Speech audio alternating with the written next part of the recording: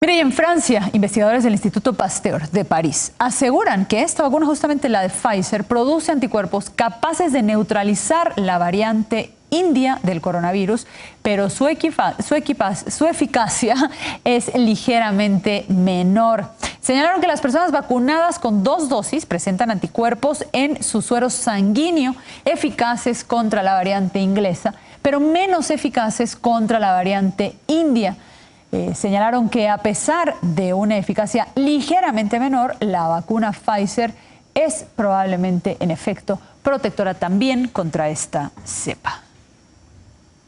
Lo cierto es que algunos países allá en Europa, como Francia y Alemania, impusieron restricciones para el turismo que procede del Reino Unido y algo tiene que ver justamente esa cepa india. Mi querido Horacio, te saludo con muchísimo gusto. Muy buenas tardes para ti. Cuéntanos, ¿por qué no les están dejando viajar a otros países?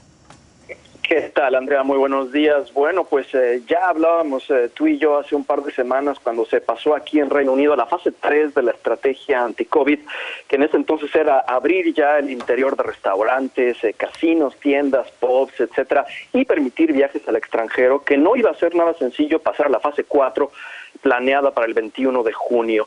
Esa fase 4 es levantar todas las restricciones y recuperar la vida normal como era antes de la pandemia. ¿Y por qué no iba a ser sencillo? Decíamos entonces, pues debido a esa variante de la India que continúa creciendo en este país, Andrea. Ya es hoy por hoy la variante dominante por encima de la variante inglesa. Se estima que hasta el 75% de los casos que se reportan diariamente en Gran Bretaña pertenecen ya a la variante de la India. Todavía estamos en un número más o menos bajo, en alrededor de 4,000 casos diarios, cuando en el peor momento estábamos por encima de los 20,000, cerca de los 30,000. Pero hace solo semana y media, Andrea, estábamos en alrededor de 1,000 casos y ya hoy día estamos en alrededor de 4,000. Y hoy, hace un par de horas, un experto, el profesor Tim Growers, advirtió al gobierno claramente que los casos con esta variante, que sabemos se transmite mucho más rápido, están creciendo exponencialmente, dice este experto, y que pronto podrían salirse de control. Este profesor, por cierto, no es epidemiólogo, sino un experto en matemáticas de Cambridge, así que sabe muy bien de lo que habla en cuanto a números. Todas estas advertencias, Andrea, ponen cada vez más en duda la posibilidad de eliminar todas las restricciones el 21 de junio. Y el gobierno británico, por su parte, hasta ahora sigue repitiendo que está vigilando las cifras todos los días antes de tomar una decisión final.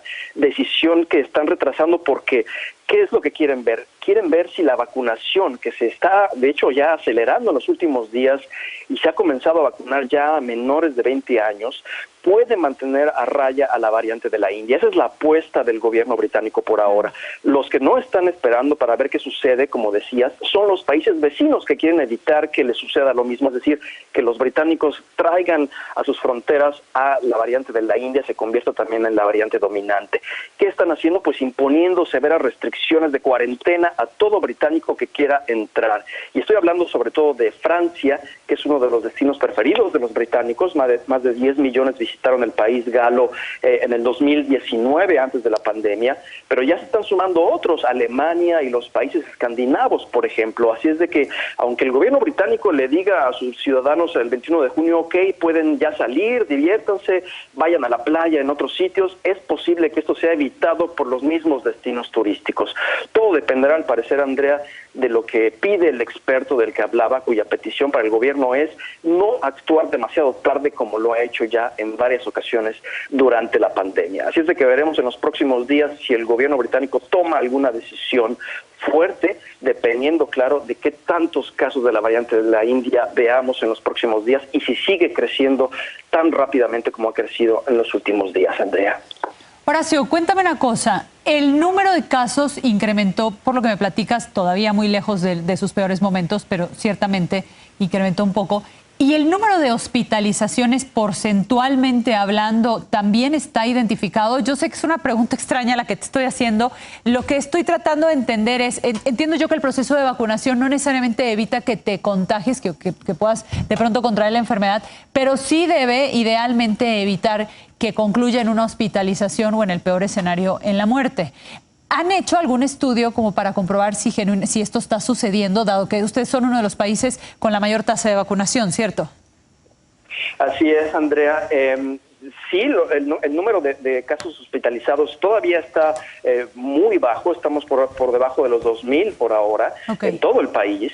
Lo que dijo también el profesor Tim Growers es que hay que tomar muy en cuenta que también hay un retraso en lo que vemos como resultado de los contagios. Es decir, por ahora podemos tener 4,000 infectados diarios y puede parecer un número todavía bajo control, pero tenemos que esperar todavía un par de semanas antes de ver cuáles son los números reales. Así es de que aunque estemos viendo 4,000 infectados diarios ahora mismo, la realidad podría ser ya acercándose a los 10,000, dice este profesor.